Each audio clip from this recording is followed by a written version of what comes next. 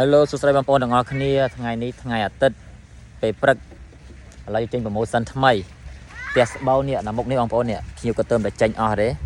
ឡូវយើងកំពុងរៀបអីវ៉ាន់លងវិញអញ្ចឹងណាតែថ្ងៃនេះអត់មានអកក់ទេហើយប្រម៉ូសិននេះគឺ